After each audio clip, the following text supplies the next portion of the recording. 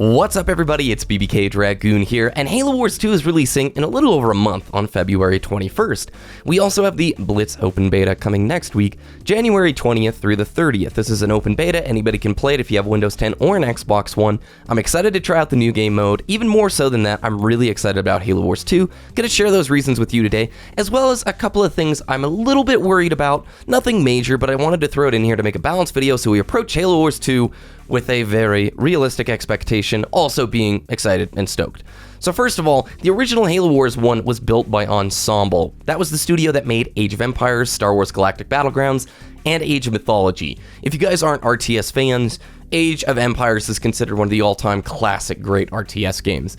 Halo Wars 2 is being developed by Creative Assembly, and this is a reason I'm very excited, because Creative Assembly has been around since 1987, and they've developed many of the Total War series games.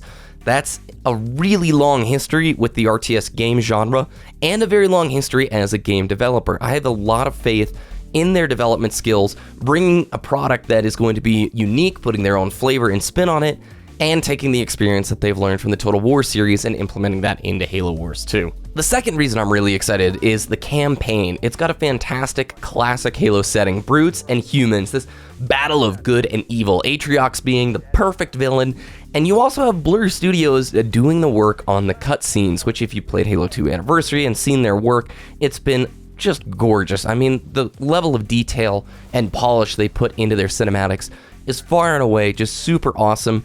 And this campaign, the setting to me looks like something Halo fans old and new can both settle on and go, I love brutes versus humans. That's just so awesome. Number 3 for me, I'm super excited for, and that's the fact that we have ranked multiplayer with multiple modes, 5 of which we know about right now: Skirmish, Strongholds, Domination, Deathmatch, and Blitz. I was a die-hard StarCraft 2 player who played it endlessly for years, so when I played the Halo Wars 2 beta last summer, I really liked the multiple game modes that we got to try out, and the game modes we're going to get to try when the full release arrives later on.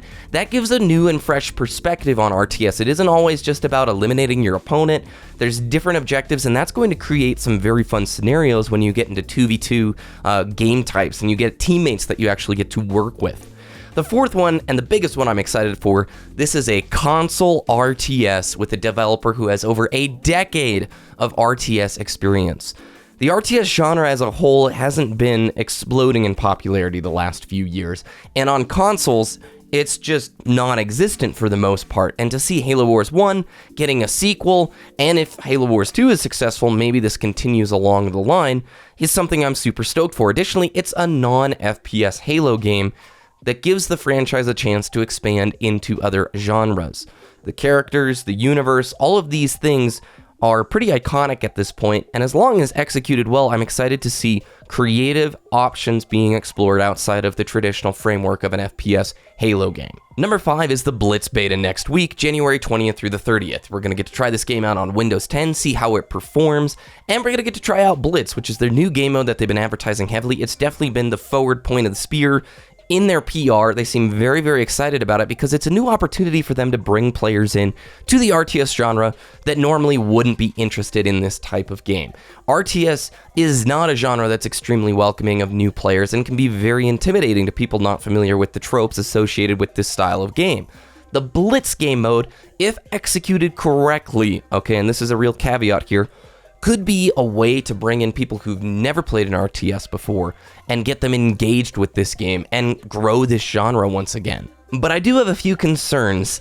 Last year's beta on the console had some pretty massive performance issues with the weirdest screen tearing I've ever seen when you jumped between locations. Now, obviously, guys, a beta I don't expect to be perfect. It's allowed to have performance issues. And RTS games in general are very resource demanding on the CPU. There's tons of calculations going on in regards to the units all over the map. It's not like they can despawn that. The AI is still having to calculate what that one scout unit is doing at the top of the map while a big fight's going on. It's a very demanding type of game. So the fact that it looked as good as it did on the Xbox One was awesome. However, frame rate dips below sub 20 and this weird frame tearing pop-in stuff every time you jumped locations gave the game a very spongy feel on controller. I'm slightly concerned. This is no personal jab. Dan Ayub is the now studio head of strategy game development at 343, but he was also the executive producer of publishing on the Master Chief Collection, which some game outlets have called the worst major game release in a decade. If you guys were on my channel and around that time, essentially Master Chief Collection's multiplayer struggled for about 6 months to put together consistent match-made games of 4v4. It was a nightmare when it first came out. But he was also, Dan Ayub being the producer, the executive producer, publishing on Combat Evolved Anniversary, which was great, and Spartan Assault.